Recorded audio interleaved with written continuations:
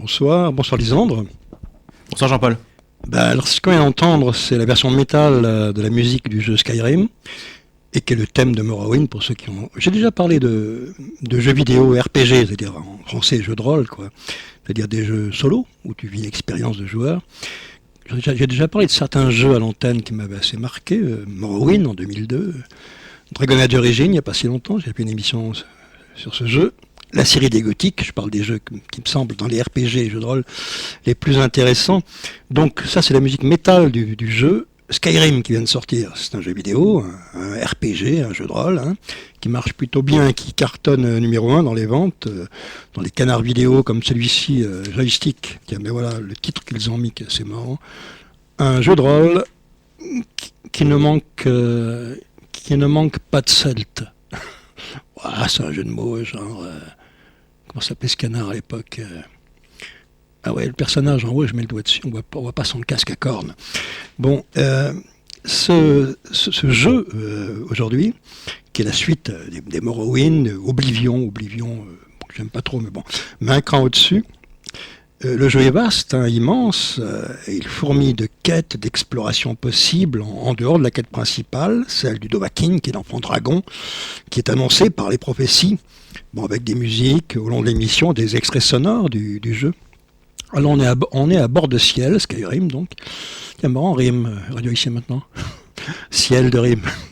On est à bord de ciel, la province nordique de l'Empire Tamriel, qu'on a déjà dans Morrowind, c'est le même empire, il y a différentes provinces. Là, Morrowind, c'était le pays des elfes noirs, qui ont migré par la suite, on les retrouve présents, et même plus que présents, à bord de ciel. Bord de ciel, qui est le pays des Nordiques, dont on parle déjà dans Morrowind. Tu peux prendre comme il y a différentes races que tu peux prendre, choisir dans le jeu, tu peux choisir être un nordique, et dans Morrowind on te dit que c'est la patrie des nordiques, c'est bord de ciel, mais aucun jeu n'avait encore été fait sur cette partie de l'Empire Tamriel. Donc on est maintenant avec Skyrim à bord de ciel, la province nordique de l'Empire Tamriel, et là rien ne va plus. L'Empire est au bout du rouleau, il est à la solde des Talmor. Les Talmor, c'est des elfes venus du domaine des Alméries, c'est-à-dire l'archipel d'Automne, s'appelle dans le jeu, où vivent les hauts elfes, très loin bien sûr de bord de ciel. Et l'Empire est aux ordres des Talmor, et a interdit le culte de Talos, le dieu des Nordiques, à bord de ciel. Alors ce que veulent ces elfes, appelés peau grise par les Nordiques dans le jeu, c'est le pouvoir total et la suprématie. Ils se considèrent eux-mêmes comme une race supérieure, c'est dit à toutes les races qui composent l'Empire de Tamriel. Et le personnage que tu vas incarner, tu vas le préciser toi-même par tes choix, tes actions, puisqu'il s'agit d'un jeu ouvert, comme on dit, un open world, et par tes choix et tes actions qui vont influer sur les événements du jeu, en dehors de la quête principale. Tu arrives dans un village... tu parles à qui tu veux, tu agis comme tu as envie d'agir. C'est la grande liberté du jeu, c'est celle du choix. Un peu comme dans la vie, et tes choix vont peser sur les événements à venir, en dehors de la quête principale, qui est bien sûr celle du retour de l'enfant dragon, le Dovahkiin, toi-même, le joueur. Donc, on s'installe aux commandes du jeu. Dès le début, c'est l'immersion. L'immensité du paysage, les montagnes dans le lointain, la traversée d'un village, ambiance celte et viking, l'atmosphère de Skyrim, du pays, bord de ciel, où les gens s'affairent à leur vie quotidienne, le marchand, le forgeron, la tenancière de la taverne, ceux que tu croises dans la rue, puis tu peux interagir avec eux, bien sûr. J'ai parlé d'immersion, et on le ressent au changement du paysage, par exemple quand le jour décline et que la nuit commence à s'installer, perdu en montagne, quand la météo change d'un seul coup, on passe du soleil à une tempête de neige. C'est la magie de Skyrim. Ce que dit un chroniqueur de jeux vidéo dans la revue Joystick, les changements radicaux d'ambiance qui peuvent intervenir en quelques minutes. Je pars à la découverte de ruines anciennes, sur une montagne aux cimes enneigées. Je démarre mon périple dans une plaine verdoyante. Au loin, un lac reflète le soleil qui se lève. Je me sens bien, puissant, prêt à conquérir le monde, et je commence à grimper sans plus attendre. Lentement, l'ambiance champêtre et paisible laisse place à de menaçants nuages, et à une obscurité de plus en plus dense. La neige se met à tomber, doucement au début, puis un peu plus fort. Lorsque j'arrive enfin devant l'entrée du temple, c'est un blizzard compact qui souffle, et je sens presque mon corps se plier en deux face à ce déchaînement de la météo. C'est à la fois extrêmement violent et parfaitement saisissant. Bon, ça c'est la chronique d'un critique de jeux vidéo. Et sans oublier bien sûr la musique dans tes écouteurs, si tu joues avec un casque pour l'immersion, pour renforcer l'immersion, de la musique depuis le début du jeu, le thème du jeu. Et certains reconnaîtront la musique de Morrowind, le premier opus du jeu, mais ici placée dans une perspective épique. C'est toute la couleur de Skyrim.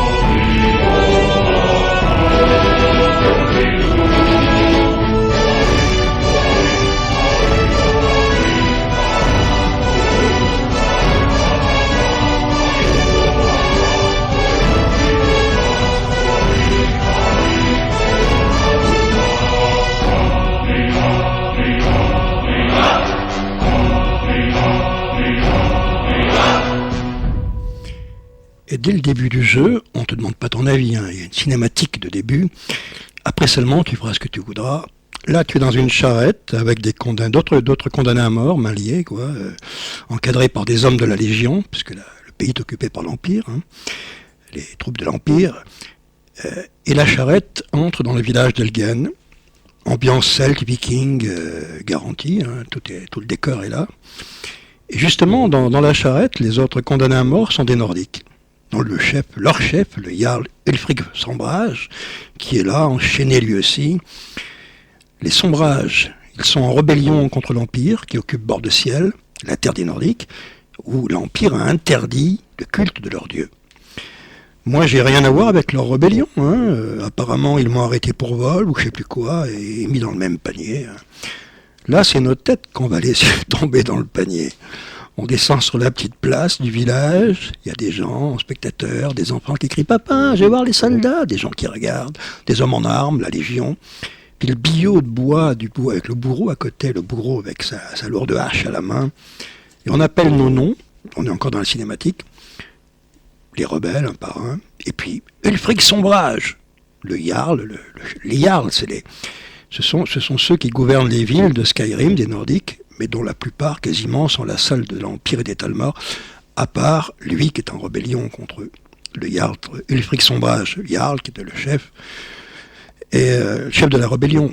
Il répond à l'appel, c'est la première fois que je le vois dans le jeu, donc, et il rejoint les autres condamnés, avec noblesse, hauteur.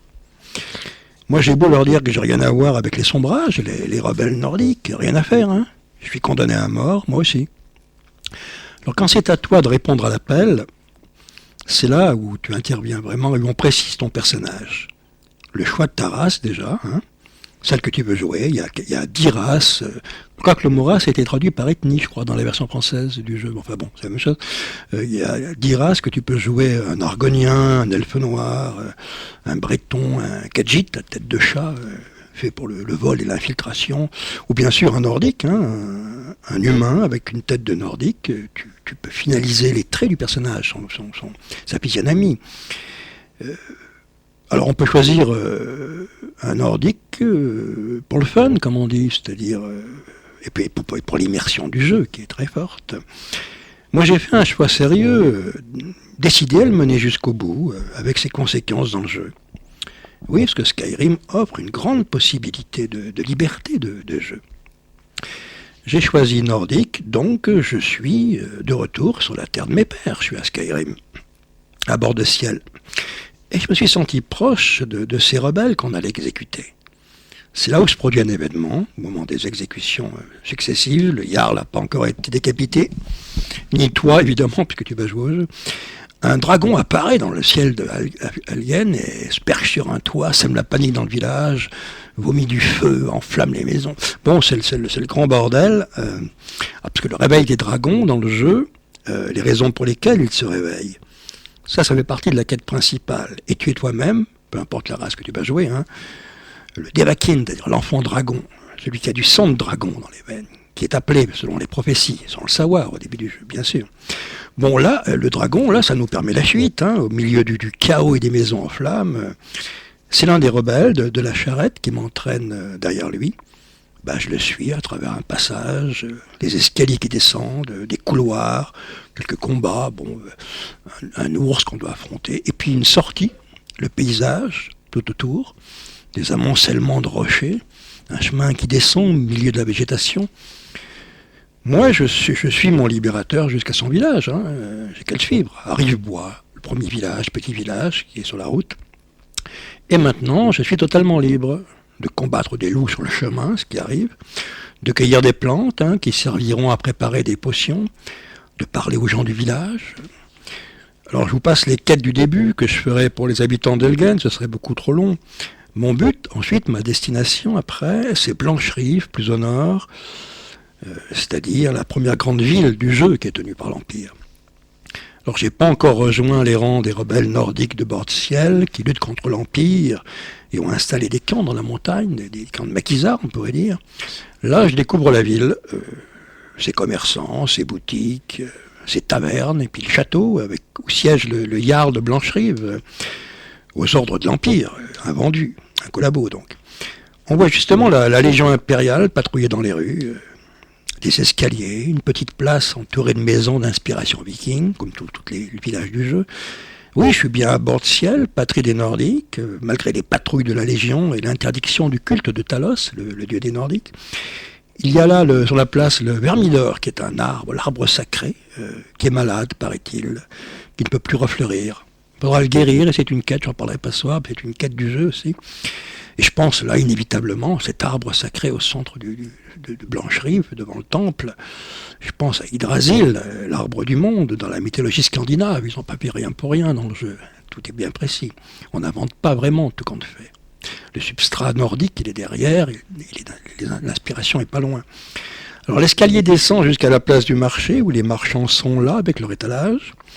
La belle Isolda, après laquelle courent tous les mecs de Blancherive, et qui toujours te dit je m'occupe surtout de mon enfance, c'est la seule chose qui est importante pour moi, etc.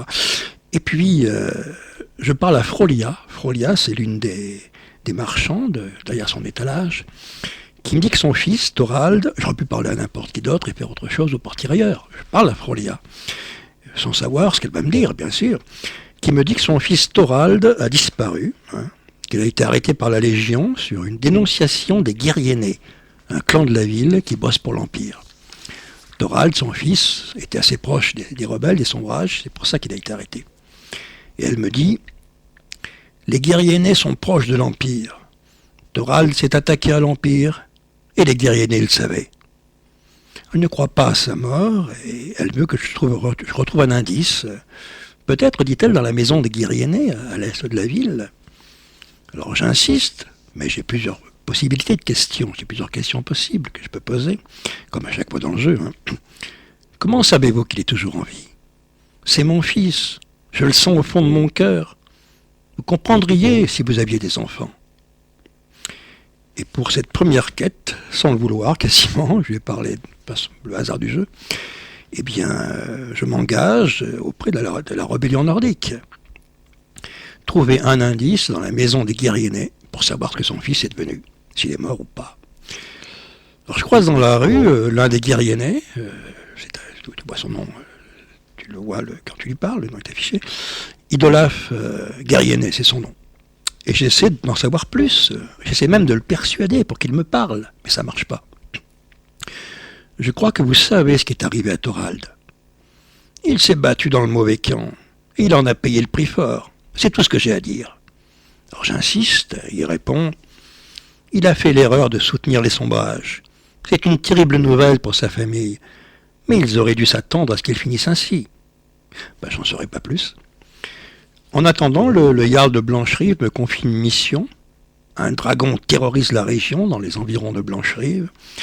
Malgré mon maigre équipement, cuirasse de fourrure, une épée pas très puissante, un arc et un carquois de flèches d'acier, j'accompagne une patrouille au dehors de la ville, jusqu'à la ruine où sévit le dragon, une tour à demi écroulée, en dehors de Blancherive, l'arrivée du premier dragon du jeu. L'effet est saisissant, superbe. Ses ailes déchirées ouvertes en plein ciel, et il vomit du feu. Mais alors, à chaque fois que tu te prends ça dans la gueule, tes points de vie descendent à une vitesse pas possible. Je dis, tu vas mourir. Tu t'embusques derrière un rocher ou un morceau de la ruine. Et pendant ce temps, les autres personnages du groupe l'attaquent. Il est en haut, donc le tir avec des flèches ou lance des sorts. Le but, c'est de le forcer à descendre pour l'avoir au contact au sol. Mais si tu te prends son haleine de feu qu'il balance, les jets de flammes, tu peux mourir. Alors, bien sûr, il y a une sauvegarde dans le jeu. Si tu as sauvegardé juste avant, c'est ce qu'il peut faire. Tu reviens juste au moment où tu arrives à la tour où est le dragon. Sinon, tu meurs, tes points de vie descendent et c'est impossible. Bon, le combat contre le dragon, oui, c'est un moment du jeu, oui.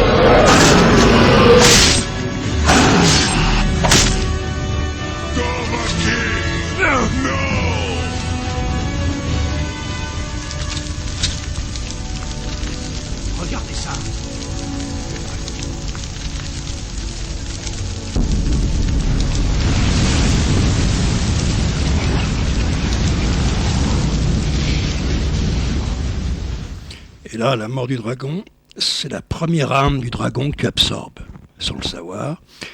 Et grâce à cette âme de dragon absorbée, à chaque dragon que tu buteras dans le jeu, tu peux apprendre les cris du dragon. Auprès des barbes grises que tu vas trouver au sommet d'une montagne impossible à gravir, incroyable cheminement. Mais on ne parlera pas de ça, c'est pas le sujet de l'émission ce soir, on peut parler de tout le jeu. Pas le temps maintenant, moi je pense surtout à la disparition de Thorald. Et j'ai décidé donc d'aller visiter la maison des guerriers nés à la tombée de la nuit.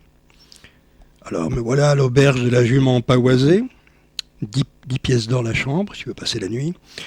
Il y a un barde là qui chante la gloire de l'Empire. Et puis parmi les clients attablés devant leur chope de bière ou d'hydromel, il y a Olfrid Guerrier-né, un autre du clan des Guerrienais.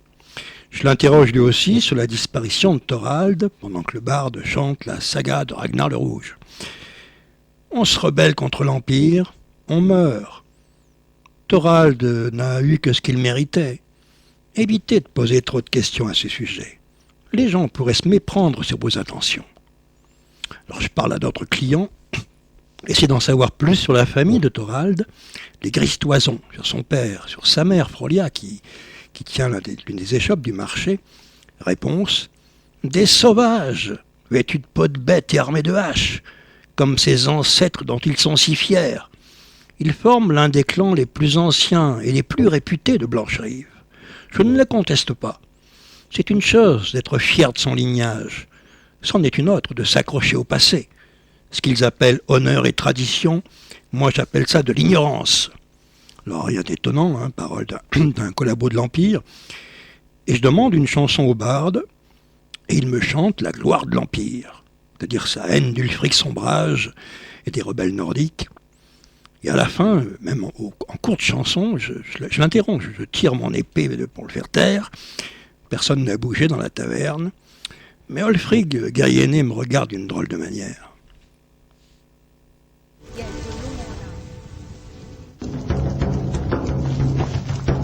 Vous avez l'air de quelqu'un qui voyage. Bien sûr. Que souhaitez-vous?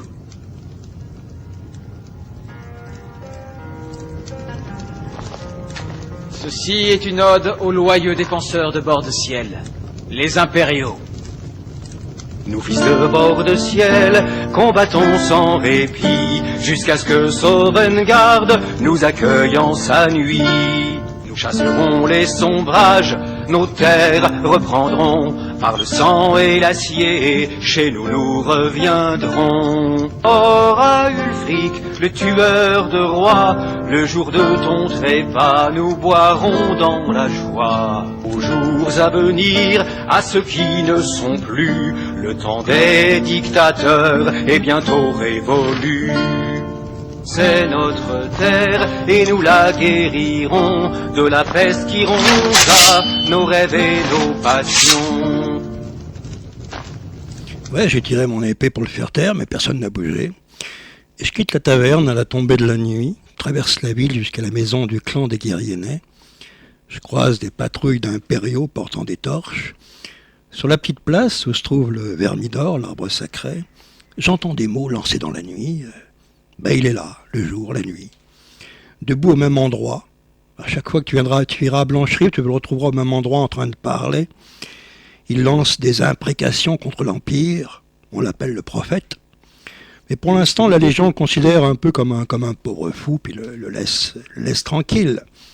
Il se tient devant l'ancienne statue du dieu héros des Nordiques, qui porte le casque ailé. On le voit bien quand tu regardes, l'énorme statue au pied de laquelle il se trouve. Je l'écoute un moment. Au-dessus de moi, le ciel rempli d'étoiles, c'est la nuit. Le soi-disant empereur est un couard. Il a banni le culte de Talos sous la menace. J'appelle ça un blasphème. Je lui dis, parmi plusieurs questions possibles, hein, vous ne craignez pas de vous faire arrêter? Ah, il peut bien venir. Je n'ai pas peur, car Talos est mon allié, et je suis son prophète. Ses mots animent mes lèvres, et son souffle est ma voix. Alors la porte de la maison des Guerrienais est fermée à clé. Alors je pourrais essayer de crocheter la serrure, mais en faisant le tour de la maison, je vois que la porte arrière n'est pas verrouillée. Donc j'entre, il n'y a personne. Apparemment, ils sont tous dans les tavernes de la ville, à la jument pavoisée, aux chasseurs ivres.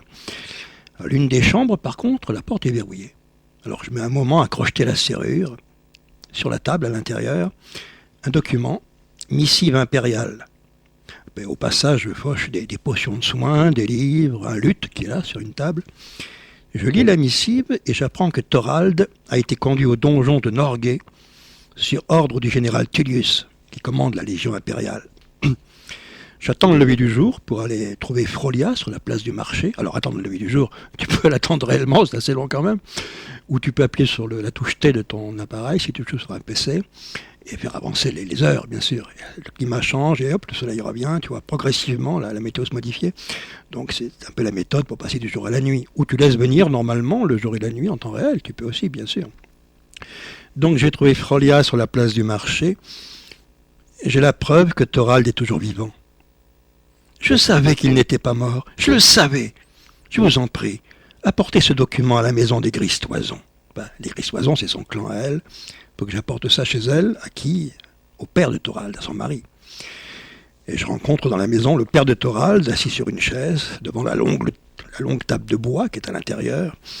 Il est là avec des gens de son clan, cuirasses et poignards de fer, double hache à 2 mains suspendues à l'épaule. Vous avez des nouvelles? J'ai la preuve que Thorald est toujours vivant. Je lui donne la missive impériale, fauchée dans la maison des Guerriers. L'autre clan de Blancherive, ceux-là collabos de l'Empire, qui ont dénoncé son fils. Le donjon de Norgay. Nous savons maintenant où frapper. Acceptez-vous de vous joindre à nous? Nous pouvons laisser Thorald aux mains de ces monstres. Bien sûr que je vais me joindre à vous. Je vais rassembler autant d'hommes que possible. Et je vous retrouverai devant le donjon de Norgay. Je vous retrouverai là-bas. Alors partir, quitter la ville, gagner le donjon de Norgay. Faut pas avoir trop de poids sur toi. Si tu es trop chargé, tu peux plus avancer. Tu marches un petit pas, s'il y a un combat, t'es mort, tu peux rien faire quasiment. Donc vendre ce qui est en surplus dans mon inventaire, ce que j'ai piqué entre autres chez les Guerriers, d'autres objets. Donc s'alléger. La carte que je consulte. Donjon de Norgay, à l'extrême nord-est. Le chemin est long. Alors je peux essayer de raccourcir un peu le chemin. Je prends un chariot aux écuries de Blancherive jusqu'à Solitude.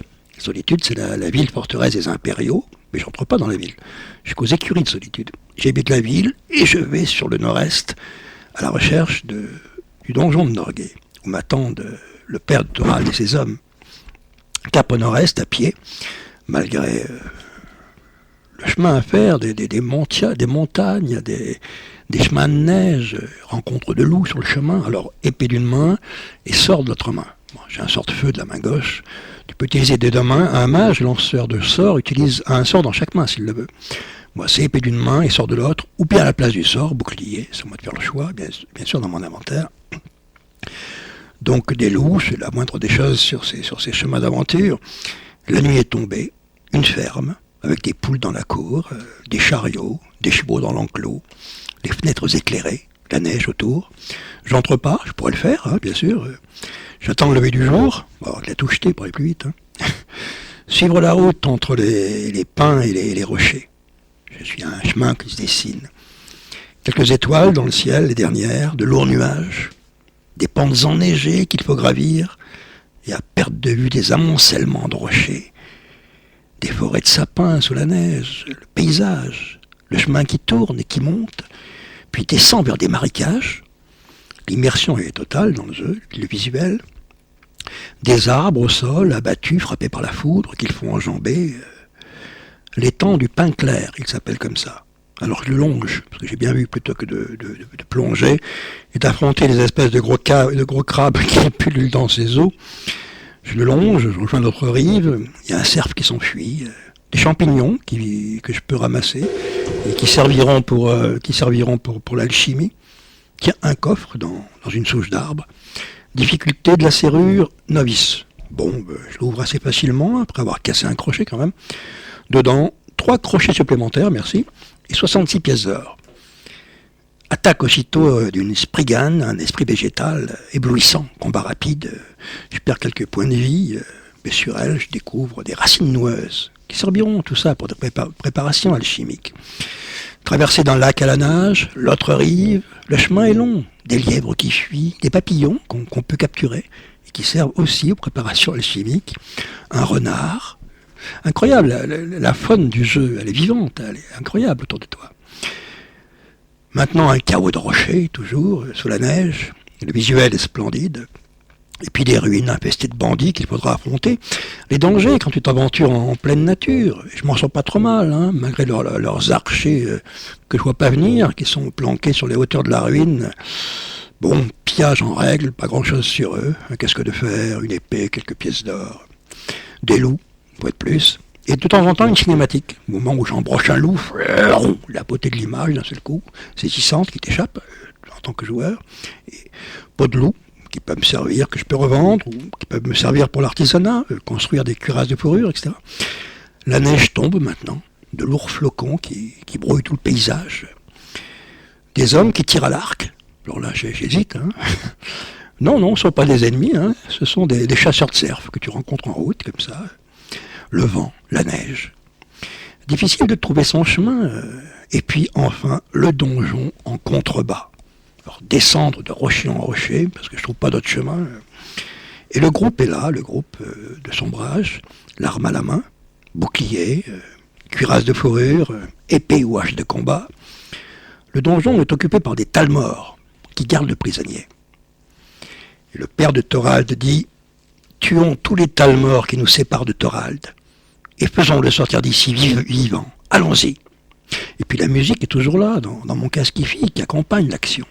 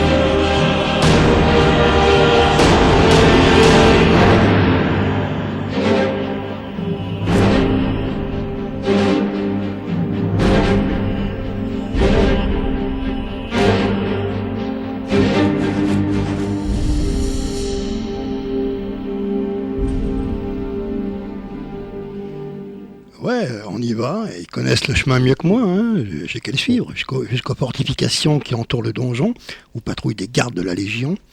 Je les suis. Alors pendant les combats sur les remparts, de temps à autre, une cinématique, au moment où tu embroches l'un des ennemis en face de toi. Attention à ne pas perdre trop de points de vie non plus, à faire attention à ta vie, à toi bien sûr. Et puis la porte d'entrée du donjon. Alors de longs couloirs, des escaliers, éclairés par des candélabres posés au sol. Une autre porte. Ici, on se livre à d'étranges pratiques. Sur une table, des outils d'embaumement. Des toiles d'araignée qui pendent du mur, un coffre, à l'intérieur un lingot d'or et une amulette. Alors les mages talmors qu'on rencontre balancent leurs boules de feu qui font mal. J'embroche l'un des mages qui porte le capuchon noir. Là. On les reconnaît tout de suite, c'est pas l'armure de guerre. Je l'embroche d'un coup d'épée. Et sur lui, une clé du donjon. Et puis, on arrive à découvrir enfin le réduit dans lequel est enchaîné Thorald, lié au mur. Je m'approche de lui, je le détache. Thorald, je n'aurais jamais pensé revoir un visage amical. Nous devons retourner en lieu sûr dès que possible. Il a été torturé par les talmors, il nous raconte. Il a même perdu le sens du temps. Je ne sais plus où il est, en quel moment, à quelle période il se situe. Filons d'ici le plus vite possible. Alors, pas le temps des effusions entre le vieux chef du clan nordique et son fils. Hein. Une longue volée d'escalier, une porte, la clé fonctionne, et l'air libre, bord de ciel. Thorald me dira « Je ne peux plus retourner à Blancherive. Notre seul espoir est de rejoindre les sombrages. Dites à ma mère, et il me confie une phrase énigmatique, « Tu dois endurer le vent glacial de l'hiver. » car il transporte les semences de l'été à venir. Et il ajoute, je vous en prie, donnez des nouvelles à ma mère. Alors me voilà seul de retour à Blancherive, et je cours voir Frolia, sur la place du marché. Elle ne me croit pas. Quelle preuve j'apporte? Son fils n'est pas là. Il faut que je le voie immédiatement. Il ne peut pas venir, c'est trop dangereux pour lui. Quoi? Après tout ce qui s'est passé, je ne peux pas le voir? Comment savoir que vous dites la vérité, et pas seulement ce que j'aimerais entendre? Et je répète la phrase, je lui dis, Thorald vous dit d'endurer le vent glacial de l'hiver. Elle me coupe, des larmes dans les yeux, et elle complète ma phrase. car il transporte les semences de l'été à venir. Alors c'est bien, mon fils. Je vous remercie infiniment. Tenez, prenez ce cadeau. C'est l'épée que j'avais forgée pour lui. Elle a fait forger une arme pour lui qu'elle me donne. C'est une masse d'armes d'acier enflammée qui cogne et brûle la cible en même temps. La voilà dans mon inventaire. Elle remplacera l'épée de fer un peu faiblarde dans les combats. J'ai fini par découvrir un camp rebelle dans la montagne, pas très loin de Blancherive. Les types ont pris le maquis et ils vivent le recours des forêts à l'Aïvunger. La libération de Toral, pour moi, ça a été une première action aux côtés de la rébellion nordique contre l'Empire et les Talmors, les peaux grises, comme les appellent les Nordiques, dont le but est le contrôle de bord de ciel avec l'aide des impériaux. Ils ont signé ensemble, l'Empire et les Talmors, le fameux traité de l'or blanc, qui entre autres interdit les cultes des Nordiques à bord de ciel.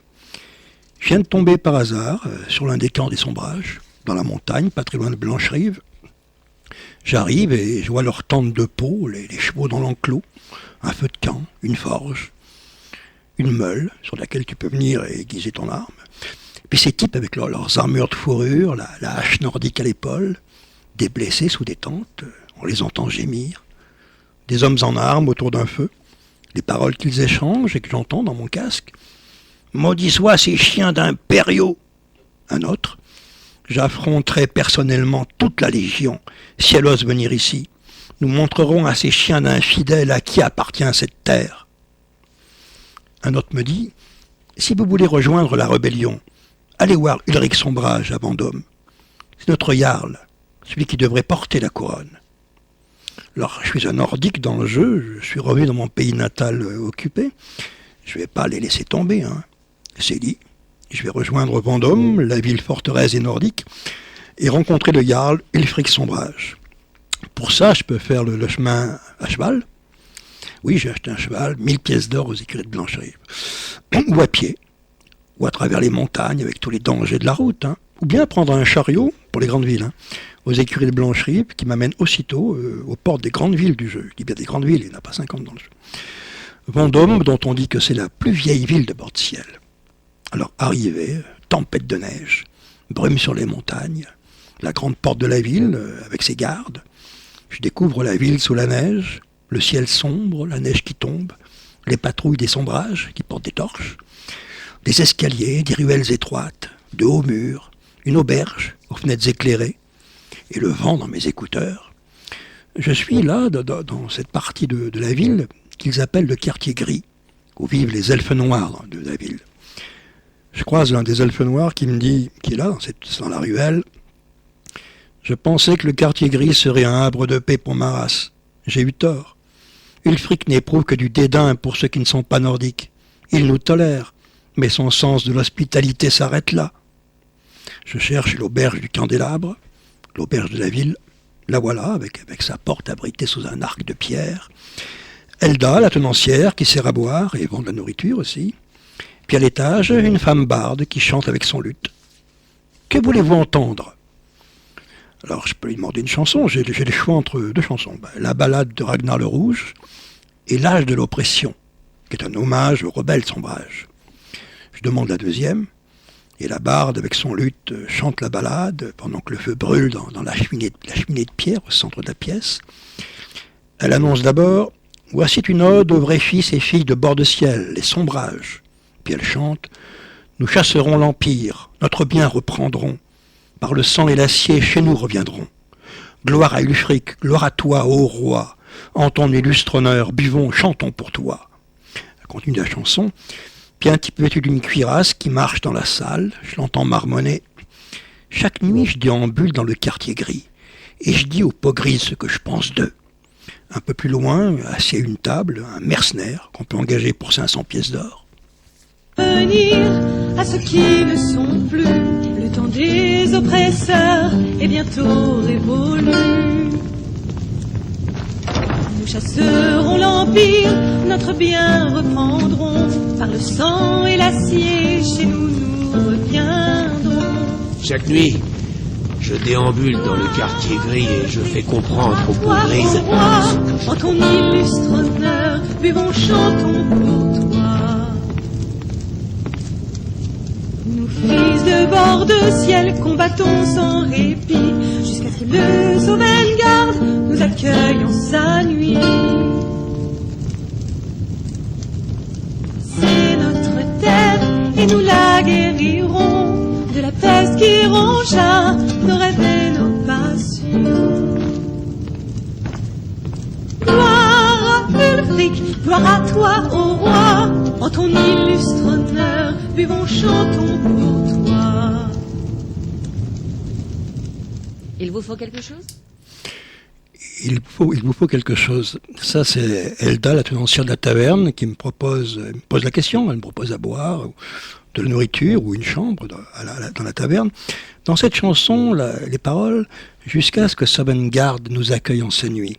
Sovngarde, dans le jeu, pour les Nordiques, c'est tout simple. C'est le Valhalla chez les Scandinaves et les Germains. Sovngarde, lorsque tu meurs, tu rejoins Sovngarde. Sovngarde où des cochons de lait brûlent, c'est dit dans le jeu.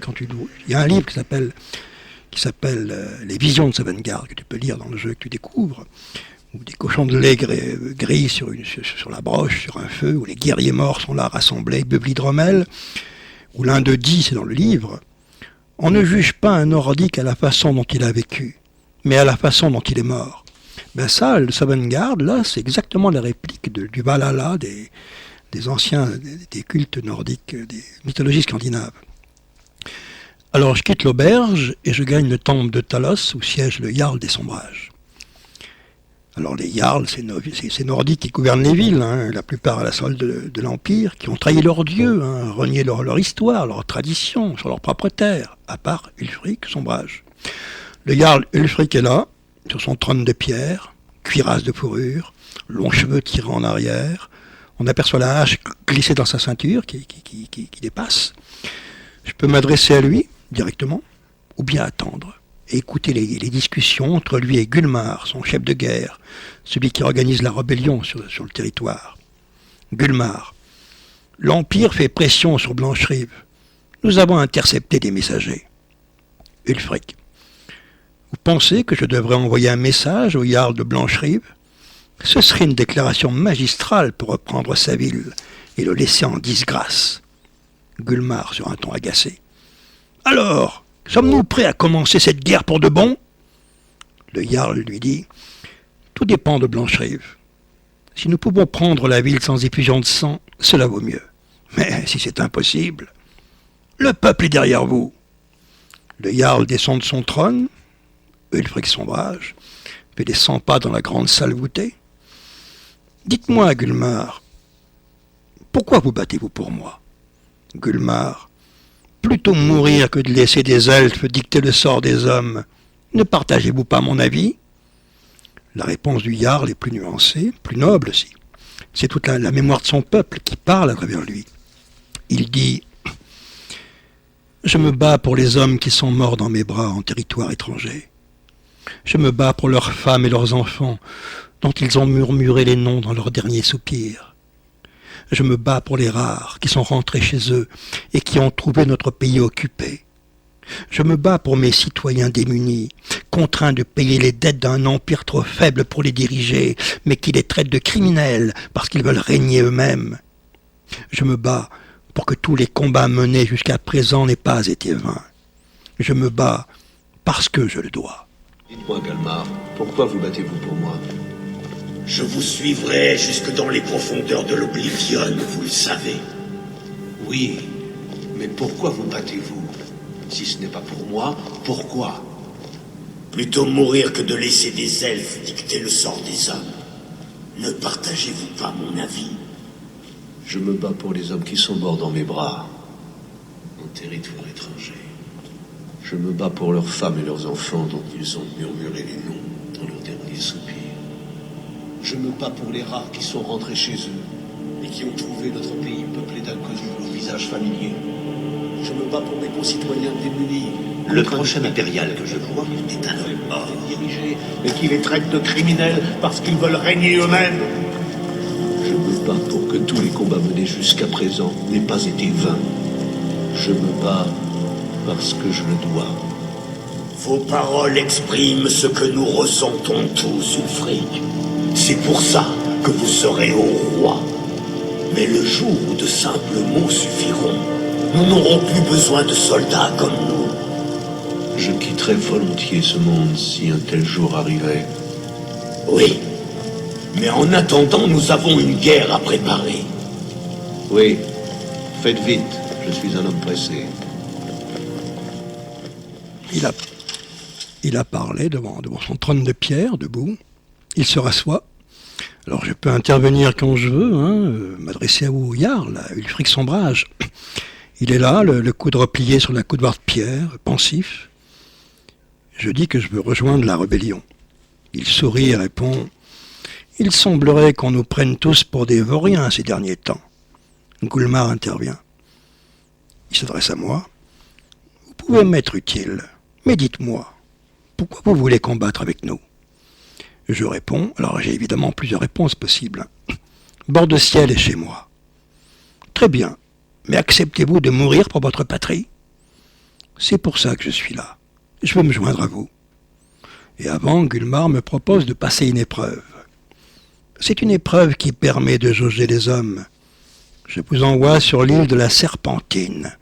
Si vous survivez, vous aurez réussi le test. Qu'y a-t-il sur cette île?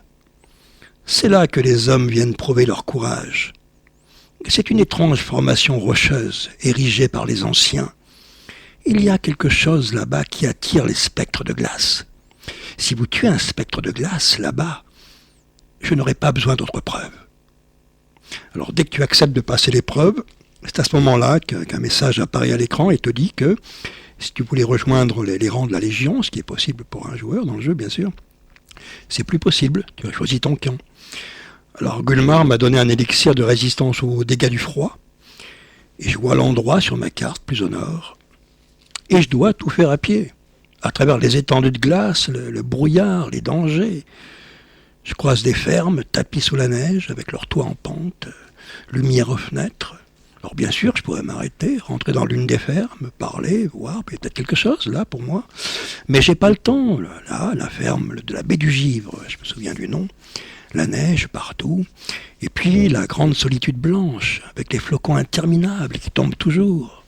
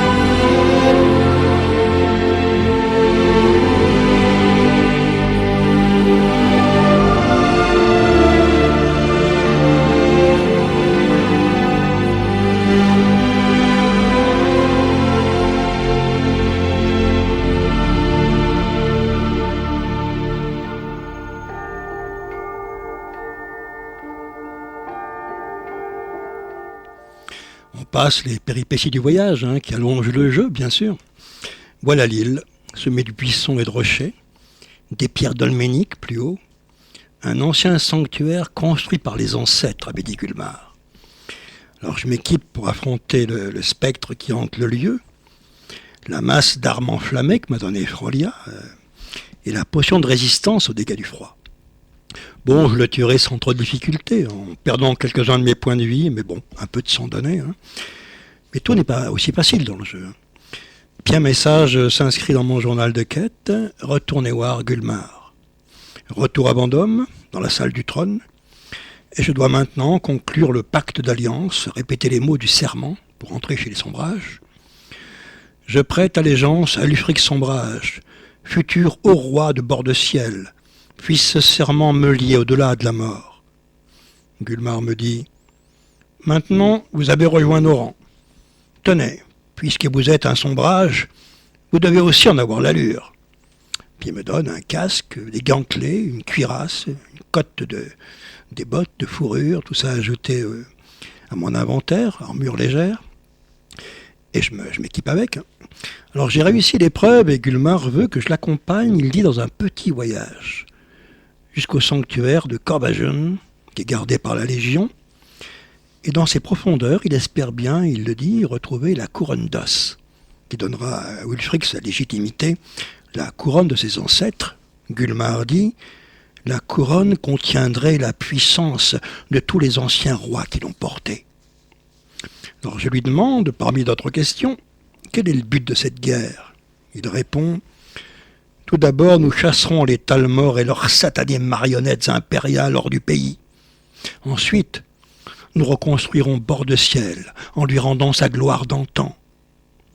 Alors rendez-vous au sanctuaire pour la quête de la couronne d'os. De nouveau la marche à travers les montagnes, des rivières à traverser, un sanctuaire avec des magiciens noirs qu'il faut affronter. Alors je passe les détails. Je retrouve Gulmar et ses hommes, un peu à l'écart du sanctuaire, qui est gardé par la Légion. Des pierres levées, des escaliers qui plongent, un bout de rempart tout autour. Conseil de Gulmar à ses hommes, sous les arbres, en pleine tempête de neige. Veillez sur vous et vos frères d'armes. Puis il dit, suivez-moi en silence. Donc on dégaine tous. Attaque des gardes de la Légion par surprise, et puis la porte du temple, les longs couloirs souterrains, éclairés comme dans une fournaise, des passerelles, des escaliers effondrés. Gulmar m'a baptisé 109. Vous, 109, essayez de trouver un passage.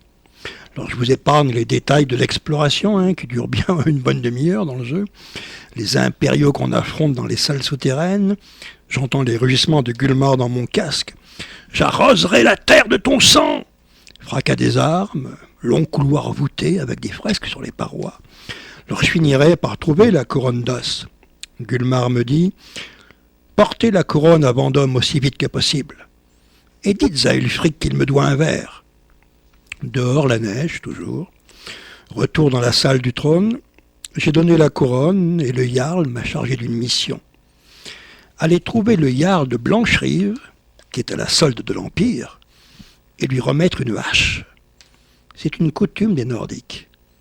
Ou il accepte l'alliance, ou il la refuse. Alors Blancherive de nouveau, les commerçants, si je veux, le forgeron, ou bien directement chez le Jarl de la ville, et il dira, si Ulfric veut contester mon pouvoir à la manière des anciens, qu'il le fasse. Alors je le vois palabrer avec ses conseillers vendus à l'Empire, et puis il me dit, ramenez cette hache à votre ami. Le valeureux Jarl de Vendôme a sa réponse. C'est une déclaration de guerre. Retour à Vendôme. Le Jarl s'interroge. Blancherive n'est qu'une étape pour parvenir à notre but. Est-il possible d'être prêt à donner un ordre qui se soldera par la mort de milliers de personnes? Gulmar, tous ces hommes, toutes ces femmes, ils se font appeler Sombrage parce qu'ils croient en vous. Le Jarl, Blancherive sera sans doute renforcée par la Légion. Les remparts de la ville sont anciens, mais ils sont toujours debout. Réponse de Gulmar, moi je suis peut-être âgé, mais j'abattrai ces maudits murs à coups de pied si vous me demandez de le faire. Le Jarl Ulfric qui répondra, nous y sommes. Envoyez le message suivant à tous les camps des Sombrages. Une nouvelle aube s'annonce et le soleil s'élève au-dessus de Blancherive. Puis il se tourne vers moi. L'heure a sonné. Hâtez-vous de rejoindre notre camp de Blancherive. Je veux que vous soyez en ligne de front. J'ai un pressentiment à votre sujet. Votre place est sur le champ de bataille. Battez-vous avec honneur, ou mourrez avec honneur. Que Talos soit avec vous. Veillez sur votre frère, et il veillera sur vous. Leur camp des Sombrages, à portée des murs de Blancherive, plein soleil dans le ciel, catapulte en action. Alors tu peux activer une catapulte, ce que je fais, long. Et je vois la trajectoire du projectile, puis l'impact de flammes sur les murs de la ville, schlaude. Et la musique d'un seul coup martiale dans le casque, avec le rythme des tambours de guerre. Attaque des murs, course sur les remparts. Et j'arrive, après de nombreuses péripéties, à baisser le pont-levis, et c'est la ruée dans les rues de la ville, les cliquetis d'armes, combat contre les impériaux. à ces minables impériaux à quoi ressemblent de vrais nordiques.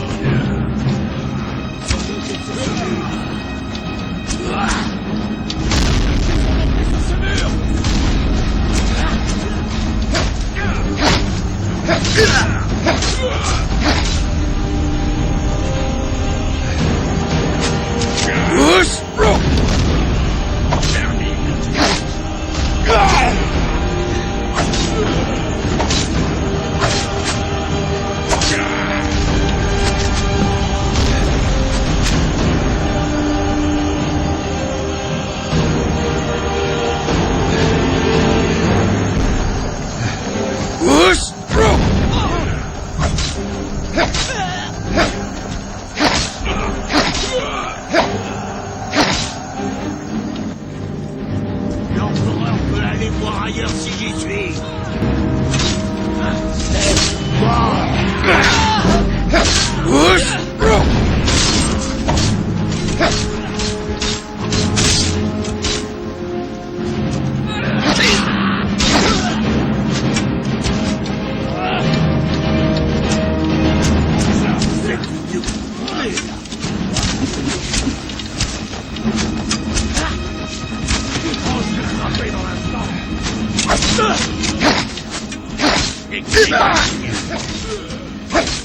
À genoux. Votre sang est d'un si beau.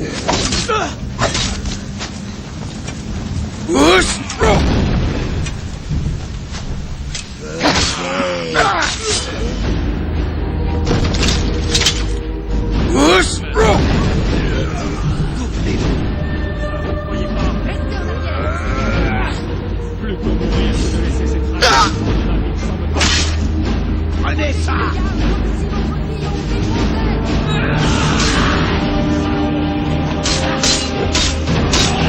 J'ai commencé à m'énerver.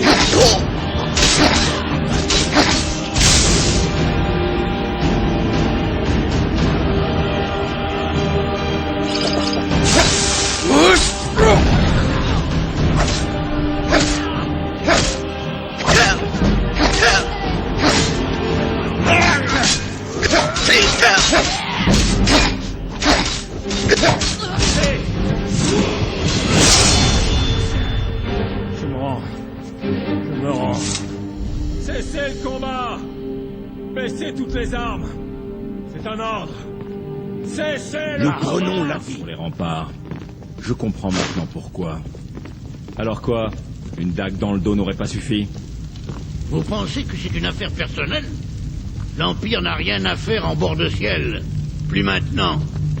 Quant à vous, vous n'avez plus rien à faire à Blanche. Et pendant la bataille de Blancherive, les habitants de la ville, ceux que tu vois tous les jours, les commerçants ou autres, sont cloîtrés chez eux, portes verrouillées, donc ils ne peuvent pas mourir, bien sûr. Le combat, c'est contre les soldats, les impériaux qui défendent la ville. Et le Jarl de Blancherive, on l'a vu à la fin, finira par se rendre dans la salle de son palais, jonchée de cadavres. Le Jarl vaincu dira « Que se passera-t-il quand Ulfric aura dispersé sa petite rébellion ? Nous avons autant besoin de l'Empire qu'il a besoin de nous. Nous autres Nordiques sommes l'Empire. C'est notre sang qui l'a construit, qui l'a fait vivre. Vous devriez le savoir. » Réponse de Gulmar, sanglé dans ses fourrures. « Si c'était mon empire, je pourrais adorer qui je veux. Vous voulez un empire sans Talos, sans son âme ? Nous devrions combattre ces elfes maléfiques et non courber les chines devant eux. L'empereur n'est qu'une marionnette aux mains des Talmor. » Leur retour à travers la ville en flammes jusqu'à Vendôme. Le Jarl Ulfric m'attend à l'étage, dans ses appartements. Nous avons bouté les impériaux hors de Blancherive. C'est bien, très bien. Nous contrôlons le centre désormais. C'est une position stratégique que j'entends bien conserver pour la reconquête de Bord-de-Ciel. Puis il me dit « Nous vous appellerons désormais Veine de glace, car le sang épais de notre terre s'est infiltré dans votre cœur. » Retour à Blancherive, reconstruite, occupée maintenant par les Nordiques. Je vais parler à Frolia, la marchande de la place du marché, dont j'avais libéré au début le fils Thorald. « Ça vous fait plaisir que les Sombrages aient pris les commandes de la ville ? » ?»« Oui, j'imagine. Eux au moins, ils respectent les traditions du peuple nordique. Je ne peux pas dire que j'aimais l'idée que l'Empire nous dicte quoi faire et comment le faire. » « Vous avez des nouvelles de vos fils ? » ?»« Je sais qu'ils sont dehors, à nouveau réunis. Ça me suffit. » Alors la nuit tombe sur Blancherive. Je croise John Guerriennet, qui était proche de l'Empire, et je l'entends dire « Comment Blancherive a pu tomber entre les mains de ces puants nordiques ?» Alors toute la suite, aux côtés d'Ulfric Sombrage, et l'attaque de Ford des impériaux, etc., jusqu'à la bataille finale, enfin pas du jeu, mais qui est celle de la prise de Solitude, la ville forteresse des impériaux. La grande bataille de Solitude, où Ulfric est quasiment le maître de Bord-de-Ciel, simplement si l'Assemblée le décide. Mais il a quasiment mis à terre les forces de l'Empire. Donc l'arrivée à Solitude, la ville forteresse des impériaux, un chemin qui monte avec des barrières de flammes, les Sombrages pris à l'assaut de la ville, Ulfric est là, avec ses cuirasses de fourrure, sa hache de combat. Je l'entends faire un discours pour galvaniser ses hommes, réveiller leur courage. Les dieux nous observent, les esprits de nos ancêtres s'agitent, et les générations futures seront transformées par ce que nous faisons ici aujourd'hui. Alors l'attaque de la ville, combat au corps à corps dans les rues, éviter de se faire tuer. J'utilise pas mal de potions de soins. Bon, si je meurs, j'ai encore une fois, bien sûr, la sauvegarde du jeu. C'est pas comme dans la vraie vie, t'es mort. Et puis la salle du palais et le face-à-face avec le général Tullius, le général en chef de la Légion impériale. Il est à genoux devant Ulfric Sombrage et il dit, ça c'est le couplet humaniste, « Est-ce vraiment ce que vous vouliez ? Voir des frères et des sœurs d'armes s'entretuer ? Des familles déchirées ? Est-ce là, Bord-de-Ciel, que vous désirez ? Ce n'est pas la Bord-de-Ciel dans laquelle nous voulons vivre, nous. » Il ajoute, « C'est ce que voulaient les Talmor. L'Empire n'est pas votre véritable ennemi. » Ouais, c'est ça. Ulfric me demande alors de persuader le général Tullius de se rendre ou de le tuer. Il est à genoux, mais il refuse la reddition, alors donc je dois dégainer mon arme et le mettre à mort. Alors, j'ai 3 réponses possibles à l'intention d'Ulfric Sombrage. J'ai suffisamment tué d'hommes aujourd'hui. Ou bien, cet honneur vous revient. Ou bien, je me ferai une joie de le tuer. Alors j'hésite à tuer un homme désarmé à genoux devant moi. Pourtant, au début, sur son ordre, au début du jeu, on a failli être tous décapités par le général Tullius. Et Thorald enfermé sur ses ordres dans un donjon, torturé par les Talmor. Et l'alliance des impériaux avec les Pogrises, l'interdiction des cultes nordiques, sur la propre terre des Sombrages. Il y aurait de quoi. Alors j'essaie d'être juste. Je dis à Ulfric, cet honneur vous revient. Le Jarl me répond, c'est vous qui voyez. Cet instant qui nous réunit tous les trois sera immortalisé en chanson par les bardes. Il dégaine sa hache et décapite le général en chef de la Légion. Et sur la place de solitude reconquise, devant les sombrages réunis, Ulfric dira, acclamé par ses hommes, « C'est vous qui avez combattu les impériaux, qui voulaient nous contraindre à abandonner nos dieux et notre héritage. Le domaine Aldmeri, les elfes du Talmor, a peut-être vaincu l'Empire, mais il n'a pas vaincu Bord-de-Ciel. » Il se tourne vers moi. « La menace reste les elfes. Que pourrais-je vous demander de plus ? Vous êtes libre de flâner. Je pense que les dieux ont besoin de vous ailleurs. Cela étant dit, certains hommes les plus loyaux de la Légion opèrent à partir de camps cachés dans la nature. J'espère que vous saurez quoi faire si vous rencontrez ces impériaux au cours de voyage. » Alors le jeu n'est pas fini, j'ai à peine entamé la quête principale, mais je me dis que si je croise des impériaux, ben oui, je saurai quoi faire. Hein. Alors je porte maintenant la tenue de guerre des capitaines d'Ulric Sombrage, ces troupes d'élite. J'ai monté pas mal de niveaux, acquis des compétences, acheté une maison à Blancherive, une autre maison à Vendôme pour 12 000 pièces d'or. J'ai aussi un bon cheval. Ben, me voilà équipé pour la grande aventure, sans trop savoir où je me mène, bien sûr.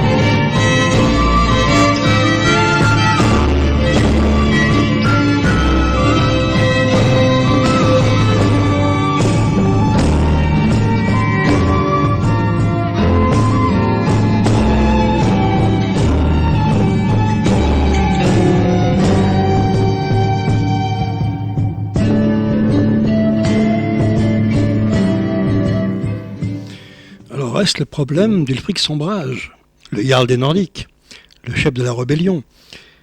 Défend-il réellement sa terre contre les empoisonneurs, les envahisseurs? Alors on me dit que j'ai pas été assez loin dans Skyrim, hein, que c'est en vérité un agent dormant des Talmor, dont le but est d'entretenir la guerre civile.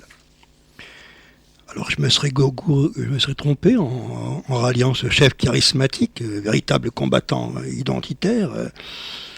C'est ici que deviennent importantes les réactions des gamers, ceux qui ont fait les jeux, qui ont joué, enfin fait les jeux, qui n'ont pas terminé, parce que terminer ce jeu, il faudrait 400 heures, 500 heures de jeu, je ne sais pas, mais c'est énorme, quoi, donc quasiment impossible, mais qui ont été plus loin dans le jeu.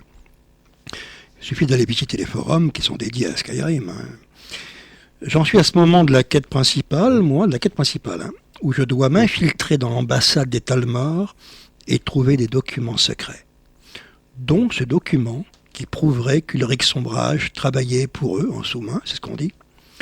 Alors, réaction des gamers, des joueurs plus avancés dans le jeu. Moi j'ai pas 300 heures de jeu à perdre en ce moment pour boucler Skyrim. Hein. Et encore, moi je dis c'est plus. Peut-être 600 heures de jeu.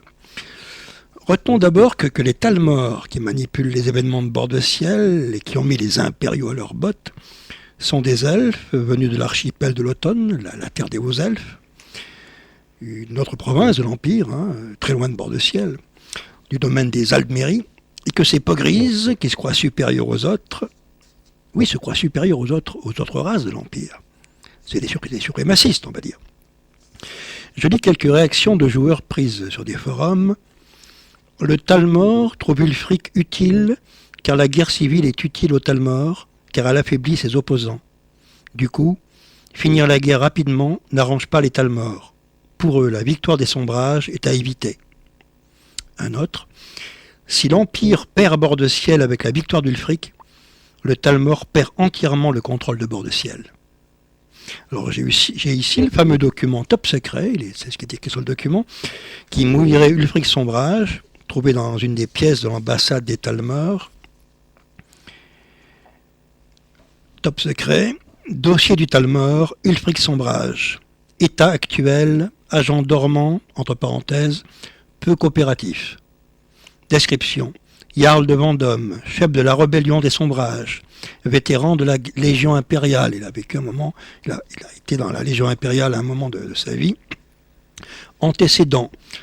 Notre premier contact avec Ulfric a eu lieu au cours de la première guerre contre l'Empire, lors de la campagne de la Tour d'Or Blanc, au moment où il a été fait prisonnier.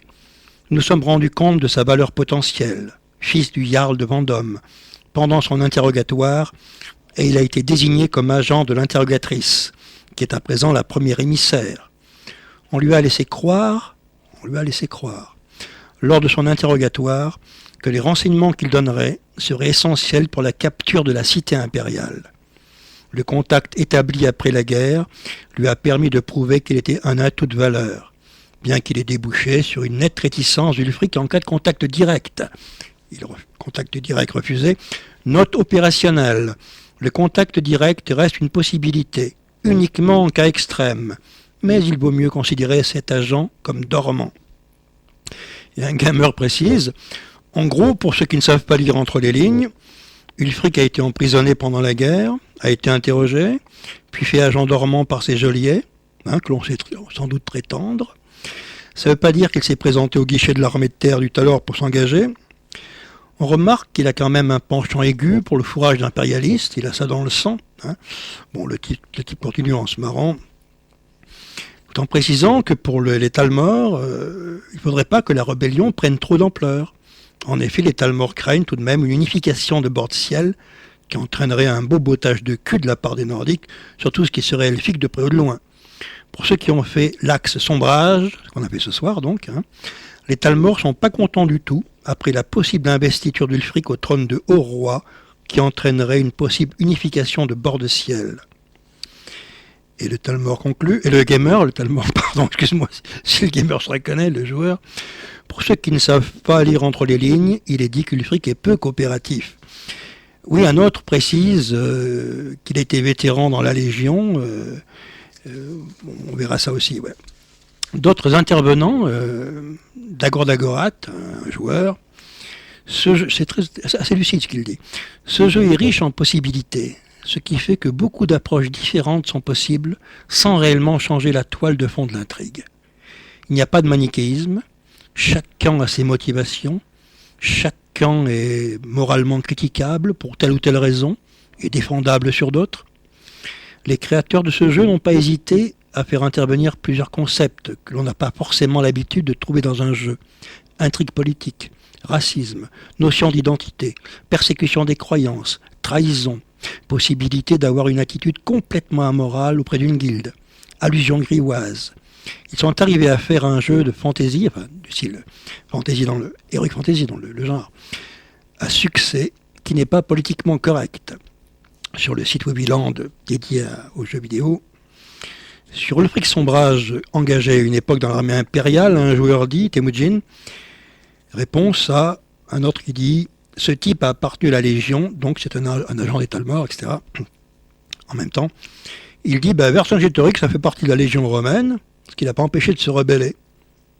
Alors c'est aussi en même temps, dit un autre, une constante historique.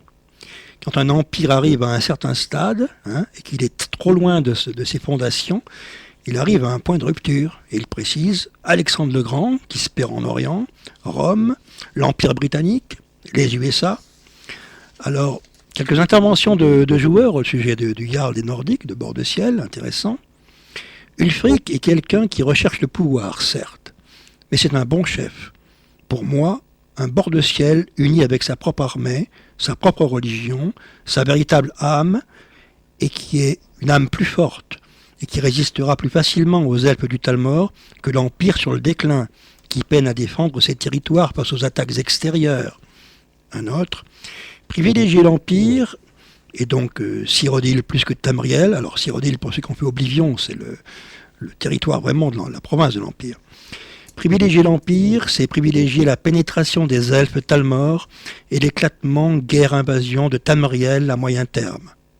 Privilégier les sombrages, et donc Skyrim, Bord de Ciel, c'est repousser les elfes, reprendre sa destinée en main face à la faiblesse consommée de l'Empire et une guerre civile à court terme. D'autres joueurs vont encore plus loin. Long John Silverado, Long John Silver, j'imagine le pseudo de l'île au trésor, qui semble avoir fait la synthèse de pas mal d'infos sur les forums et qui dit « Pour Ulfric Sombrage, des gamers s'expliquent que le document le mettant en cause est peut-être un faux réalisé par l'Empire pour le discréditer auprès de la population nordique. Donc ce serait une opération de désinformation. » Encore un rebondissement. Nous y sommes, comme dans la vie réelle. Je pense aussi que ce faux document, parce que je pense que c'est un faux document, bien sûr, et qu'Ulfric Sombrage est sincèrement relié à la renaissance de son peuple, les habitants de Skyrim, Bord de Ciel, qui ont pris les armes pour leur liberté. Je me souviens des paroles d'Ulfric sur la place de Solitude, après la prise de la ville forteresse des Impériaux, quand il s'adresse à ces hommes au Sombrage, quand il dit « C'est vous qui avez combattu les impériaux qui voulaient nous contraindre à abandonner nos dieux et notre héritage. Les elfes du Talmor ont peut-être vaincu l'Empire, puisque l'Empire était à leur botte, mais ils n'ont pas vaincu Bord de Ciel. » Oui, Skyrim, aux côtés du Jarl Ulfric Sombrage, mais comme je l'ai dit, le jeu est immense, et il ne se termine pas ici. Merci de votre écoute. La chanson de Skyrim, pour finir, Dragonburn, avant vos interventions, et salutations au Dovahkiin, le héros des terres froides dans le jeu, que tu incarnes, élu par les dieux.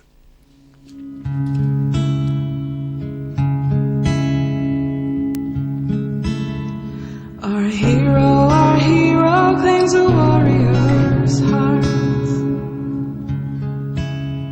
I tell you, the Dragonborn comes with a voice wielding power of the ancient Lord Art. Believe, the Dragonborn comes. It's an end to the evil of all Skyrim's foes. Beware, the Dragonborn comes. For the darkness has passed and the legend yet grows. You'll know the Dragonborn's come.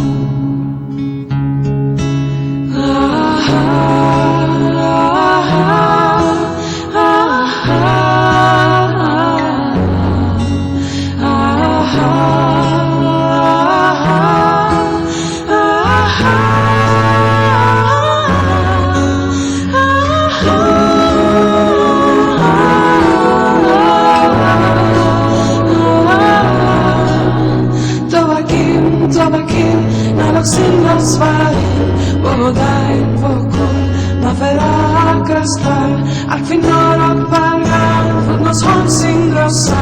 tabakin fahim kogamutra.